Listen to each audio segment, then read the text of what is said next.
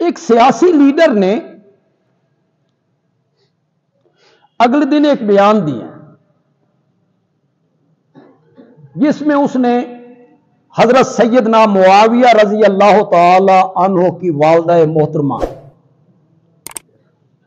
اور میرے پیارے پیغمبر کی ساس سیدہ ہند رضی اللہ تعالی، پھر پکا لو رضی اللہ تعالیٰ نے تو کہہ لیا، پھر یہ پکا لو بے ہندا نہیں۔ اچھے خاصے عالم اور پڑھے لکھے لوگ بھی ہندا بولتے رہتے، ہندا نہ ہند، سیدہ ہند۔ ان کے متعلق کہا وہ کلیجہ خور تھی۔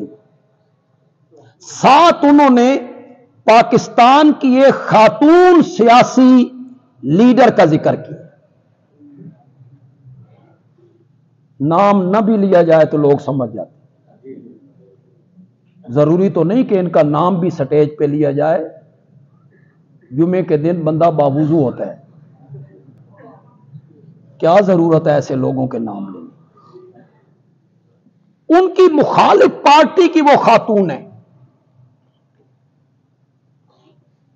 ورنہ تو جو ملک کی سیاسی حالات بنے ہوئے ہیں اور جس طرح الیکشن ہوئے اور انتخاب ہوئے، مزہ ہی آ۔ ایک سیاسی لیڈر نے اپنی مخالف ایک خاتون سیاسی لیڈر کو کہا یہ ہندا کی طرح ہے، کلیجہ خور،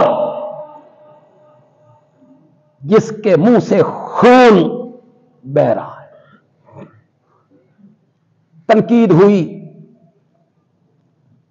تو وہ جو سیاسی لیڈر تھے انہوں نے اپنا پیغام پوسٹ ڈیلیٹ کر دی۔ حالانکہ ڈیلیٹ کرنا یہ تدارک نہیں تھا، تدارک یہ تھا کہ اس کی معافی مانگی جائے کہ مجھ سے کیا ہوئی ہے، غلطی ہوئی۔ میں نے ایک صحابیہ کے ساتھ ایک عام خاتون کو تشبیہ دے دی اور یہ مجھ سے خطا ہوئی ہے، غلطی ہوئی ہے، میں قوم سے معافی مانگتا ہوں، ڈیلیٹ کی انہوں نے۔ لیکن اسی جماعت کے ایک لیڈر نے ایک بات کہی، وہ بات مجھے پسند آئی۔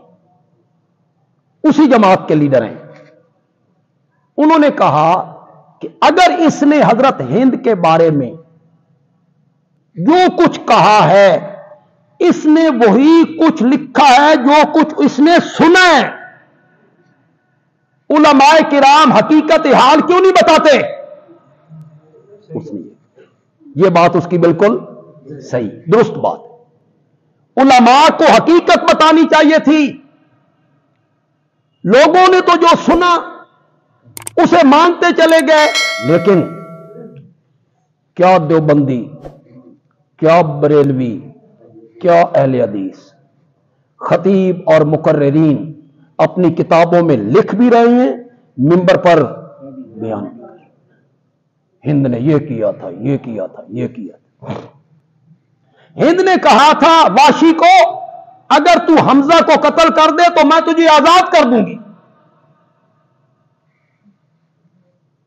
لوگ سن رہے ہیں، کوئی تحقیق نہیں،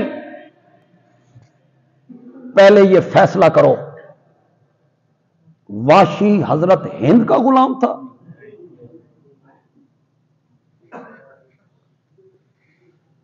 وہ تو حضرت ہند کا غلام ہی نہیں، تو حضرت ہند اسے کیسے کہہ سکتی ہیں کہ تو حمزہ کو قتل کر دے تو میں تجھے آزاد کر دوں گی؟ پھر آپ ایک بات بتائیں اور خدا لگتی بات کہیں، کسی کو قتل کرنا، گولی مار دینا، یہ زیادہ جرم ہے یا اس کا سینہ چاک کرنا میت کا، اسے چیرنا، اس میں سے دل نکالنا، گردے نکالنا، اسے ہاتھوں میں لینا، منہ میں چبانا، گلے کا ہار بنانا، یہ زیادہ جرم؟ یہ سفاکیت ہے نا۔ کتنا دکھ لگے گا اگر کوئی ہمارا عزیز اللہ نہ کرے، اللہ نہ کرے، اللہ سب کی حفاظت فرمائے۔ کتنا دکھ لگے گا اگر کوئی ہمارا عزیز شہید ہو، پھر اس پر کتنا مزید دکھ لگے گا کہ کوئی اس کا سینہ چاک کرے، دل اور گردے نکالے، ناک کاٹے، کان کاٹے، زبان کاٹے، آنکھیں نکالے، کتنا ہمیں دکھ لگے گا۔ یہ زیادہ جرم ہے۔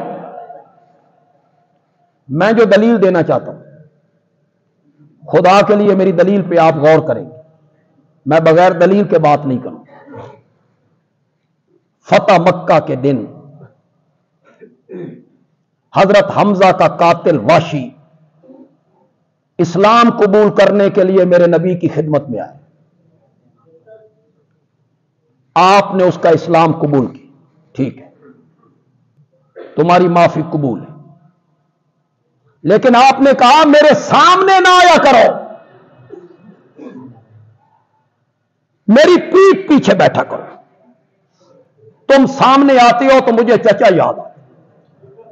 میرے نبی کو دکھ ہے، ابھی تک میرے نبی کو دکھ ہے اپنے چچا کا۔ حمزہ کے قاتل کو کہتی ہے میری آنکھوں کے سامنے نہیں آنا، میرے سامنے بیٹھنا بھی نہیں، میری پیٹھ کے پیچھے آنا ہے۔ اور جب ہند آئی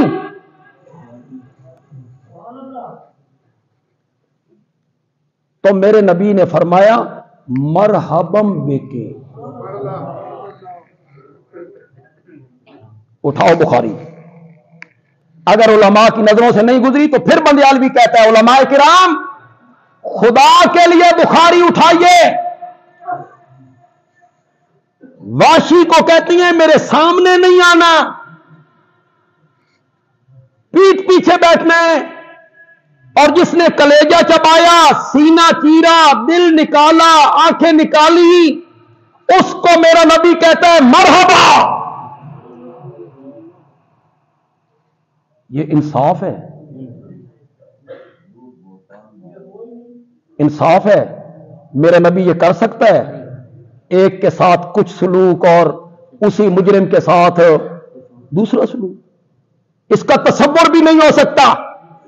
میرے نبی سے اس کا تصور بھی نہیں ہو سکتا۔ قاتل کو کہتی ہیں میرے سامنے نہ، اور کلیجہ چبانے والی کو کہتے ہیں مرحبا، خوش آمدید، جی آیا نو۔ میرا نبی استقبال کر رہا ہے۔ حضرت معاویہ کی ماں ہے نا، اس لیے تمہیں ناپسند ہے، اصل دشمنی تمہیں حضرت معاویہ سے، دشمنی حضرت معاویہ، اس دشمنی کی وجہ سے تم ابو سفیان کو، ہند کو،